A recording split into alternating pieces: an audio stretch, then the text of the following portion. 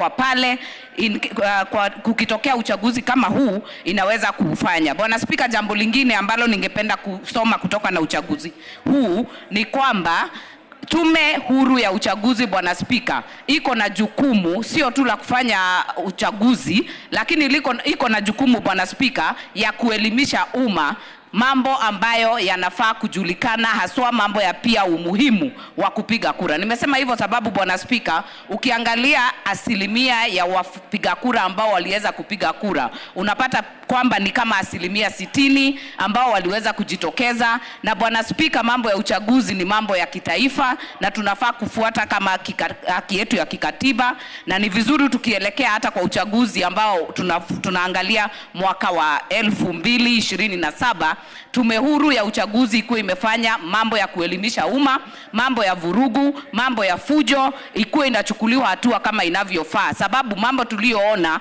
wakati wa uchaguzi huu hayakuwa sawa. Mambo ya kutumia vurugu, kupiga watu sio haki, sababu watu wanafaa kutokea, wapige kura na waende nyumbani. Hata hivyo tunasema kongole kwa wale ambao wame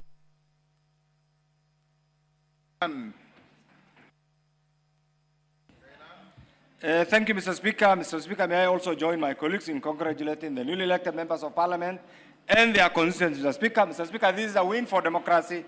This is a win for civility. This is a win for the rule of law. And Mr. Speaker, this is a win for adherence to our Constitution. Mr. Speaker, it also demonstrates that in a modern day Kenya, there's no room for goonism, there's no room for anarchy, there's no room for violence, Mr. Speaker, and this cannot be a substitute for democracy, Mr. Speaker. Mr. Speaker, this also clearly demonstrates that the broad-based government, Mr. Speaker, has brought together, has clearly demonstrated and brought out the face of Kenya, and proper planning means good results. Just like Honorable Junet had said, there's need to plan properly for elections so that you have good results, desired results, Mr. Speaker, and this can only be achieved if there is peace, if there is stability, if there is progress, if there is development, if there is true adherence and fidelity to the rule of law. Mr. Speaker, to the police, I want to say that for those of us who are part and parcel of the making of the current Constitution, abide by your tenets, the Constitution and the Police Service Act. Protect Kenyans from goons, protect Kenyans from goons, and make sure there is law and order. Mr. Speaker, to IEBC, don't be intimidated. Function in line with your constitutional mandate. To Kenyans, there is no room for anarchy. Let's continue believing in democracy. This is what will hold Kenyans together. The agents of broad-based government, this is the way. Continue to bring many Kenyans under the fold of the broad-based government, and I'm sure this is one thing that Kenyans desire. Once more, the new members, come and welcome to the August House. Make sure you're familiar with the rules, and make sure you continue functioning as a member of Parliament and also serve your constituents. Mere Mase. Thank you, Honorable Speaker. I wish to take this opportunity also to welcome and congratulate all the members who have been sworn in today. And I also want to congratulate those who lost, because in every election there must be a winner and there must be a loser. But Honorable Speaker, as I congratulate the members, I want to tell you to go back and serve your people diligently. And as I congratulate them, Honorable Speaker, I want to condemn what I saw, the violence and the utterances by some leaders, especially the former Deputy President, Rigathi Gachagua. Stop divisive and tribal politics. Honorable Speaker, I was out of the country on official duty, and I heard Honorable Gachagua accusing and calling my community, the Itaso community, Wakora. And I want to say, the Itaso people are very peaceful and loving people. And when they want to marry, they pick the most intelligent and beautiful women from their neighbors and the diaspora. So because Rigathi Gachagua sensed he was being defeated by the team led by our very able wife and very intelligent Cecily Mbarire, he started calling the Itaso community Wakora. He must stop and respect other tribes and communities in this country, and not to do divisive and tribal politics. I thank you, Honorable Speaker. Nabe Nabwera. Thank you, Mr. Speaker. I want to join my colleagues in congratulating our newly elected colleagues who have come into this House, including my friend, David Adhumandakwa.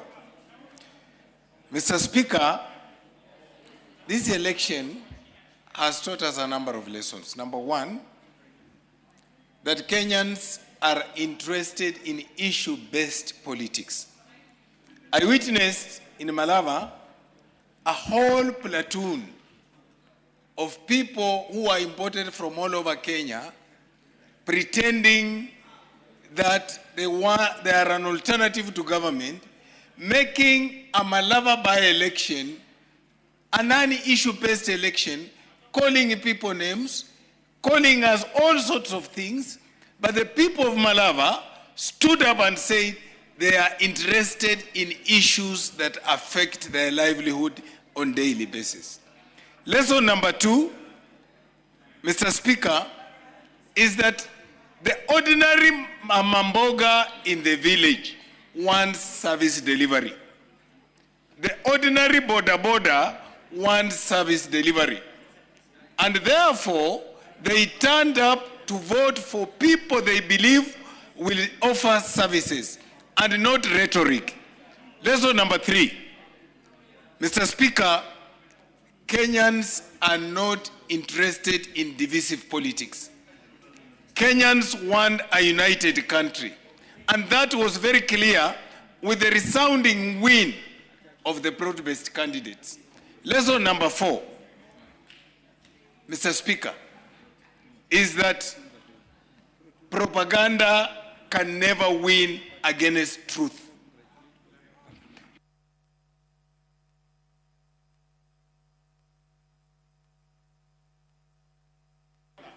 He's a real debater. Thank you, Mr. Speaker. What we saw was that the united losers, as they have been called, introduced propaganda instead of addressing the issues that affect the public. And in this, the public was able to choose chaff, wheat from chaff. And the wheat is here, the chaff remained in the street. Thank you, Mr. Speaker.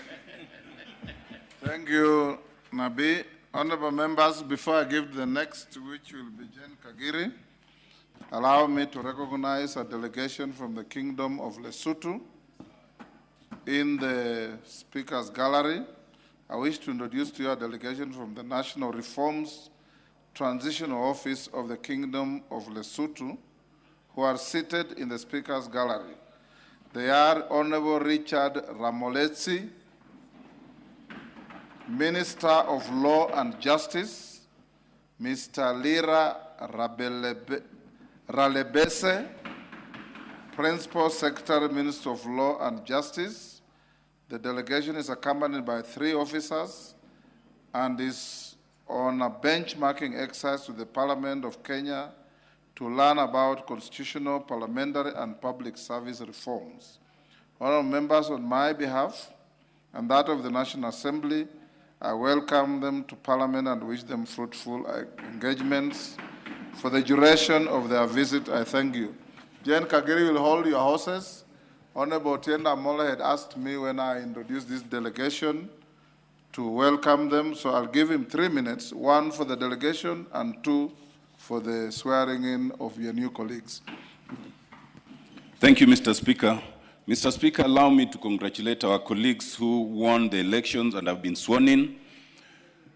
To win these elections and be sworn in is not a mean task, and we really congratulate them. We are quite proud of them. We hope they will learn all the good things that we do, those of us who have been here, and ignore the few bad things that they might see in the few days they will be joining us before we adjourn. Mr. Speaker, allow me also on behalf of the Bunge team to invite those of them who are involved in any of the disciplines in which we participate in the Yala Games to join us.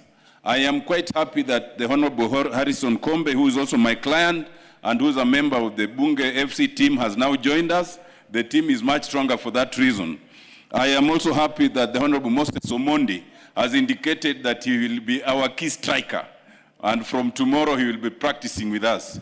And I invite, on behalf of all other disciplines, that those who can join, please join in time before we go for the Yala Games. We need you.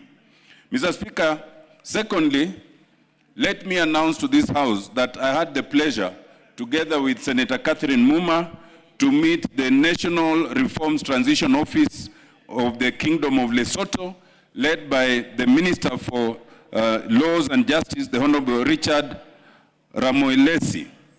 Mr. Speaker, we were able to discuss matters of constitution making from a perspective of history of this country, because the Kingdom of Lesotho is undergoing a constitutional process, and they wish to benefit from what we were able to do.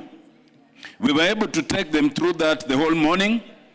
Mr. Speaker, we were also able to take them through the traditions and practices of Parliament, both the Senate and the National Assembly. But above all, Mr. Speaker, we were able to take them through our various facilities, from the chambers of the two houses, to the committee rooms, to the gym, to the members' facilities, and more critically, Mr. Speaker, because they wanted to see the food that the Gen Zs came to feed on in Parliament, we were able to take them so that they have a taste of that food. And they confirmed that it is of good quality. I hope you showed them the beautiful new gardens as well. Yes, and they saw the beautiful new gardens and the fountain and everything in between. As for the evening matters, Mr. Speaker, that's beyond the House. I will not go into that. Thank you, Mr. Speaker. Kagiri.